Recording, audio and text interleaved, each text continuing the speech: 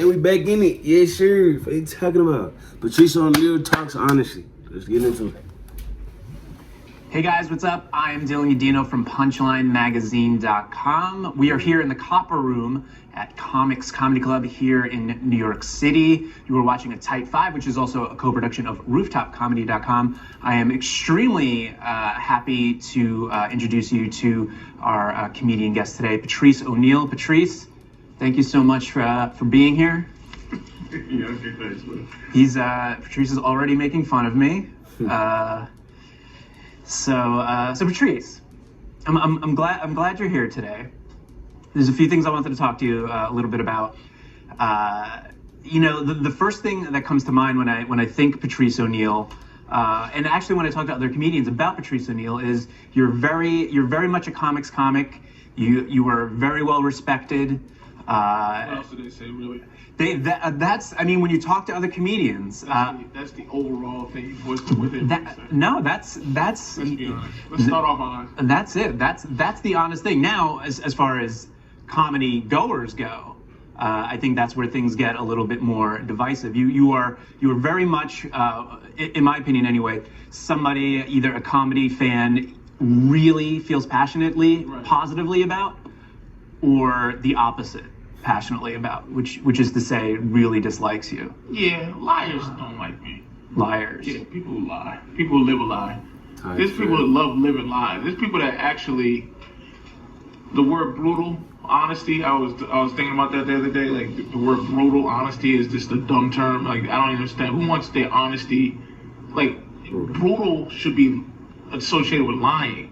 Okay. You're a brutal liar. Right. As opposed to somebody that just is going to inform you of what they believe the truth to be. Right. And sometimes what is the truth. Like if somebody told me, I might not want to hear it, but if somebody say, hey, look, the world's going to end tomorrow, there's some people that just want to live as if the world's going to be here tomorrow. Right. I'm a person who likes to be informed that the world may end tomorrow. That's the difference. I think people try to figure out all these different ways to explain, like, the cup is half full and the cup is half thin. Right. It's all horseshit to say. There's some people that enjoy lying, some people that enjoy honesty. Right. I meet a lot of people that enjoy, they don't want to be given anything straight. So they qualify or classify people like that as, assholes, I guess. I don't know. But so I don't steal jokes. Oh, me? I low-key, now that he said that, he said that they kind of really, like, turn that in with, like, assholes. Because, be real, like, an asshole is nothing more than a person that's telling the truth and nothing but the truth. He doesn't care about what you may think. He's telling you what it is from what it ain't. You feel me? And, like, people use that term, oh, you're an asshole, just because you're being honest. But I'm like, so if a person is lying to your face, telling you what you want to hear, what would you call them? A friend? Think about that now. Come on. I don't steal concepts. I've never taken food out of anybody's mouth behind their back. There's a lot of comics that I hate their guts. But if somebody goes, oh, what do you think of this person? I go, oh, they're fine, man. I never go, I never collude with people to destroy people like that. But right. I'm the one that, makes you feel uncomfortable. I'm not. I mean, just like right now, you can feel how uncomfortable you are a little bit. But it'll work out at the end of the day. Why do you think I feel uncomfortable? Because you don't know, because you've heard things.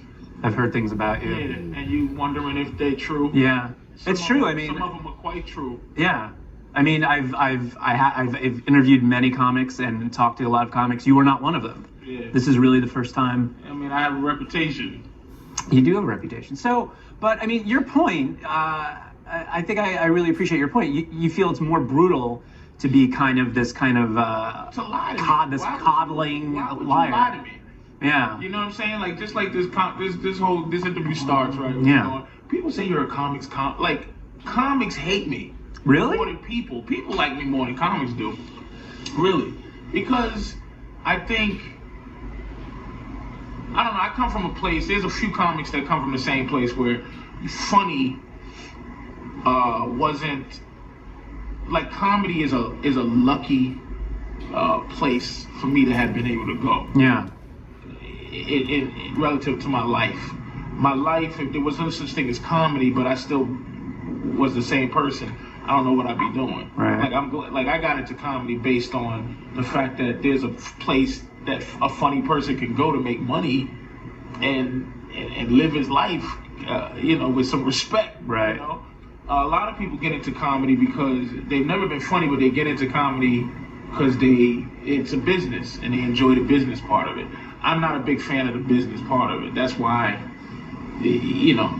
that's why I'm like I am, because I wish I could just be funny and it all be fun, but it's not. The business part of it, I don't excel at the business part of it, because the business part always lends itself to a lot of things that you just don't want to do. Like if I want to be a curmudgeon, I want to be, as long as I'm not hurting anybody. Right. Like I could be the Grinch as long as I'm not trying to fucking steal your Christmas. You know what I'm saying?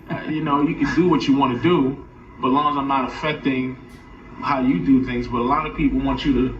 Sometimes, look, I get up in the morning. It's 5 or 6 in the morning, and you see somebody and they smiling early in the morning, like "Good morning, hi," and it forces you to go, "Well, good morning to you." But right. It's like, well, I'm at 6 in the morning. I'm like, wow, I'm bullshit right now. I'm not ready. Right.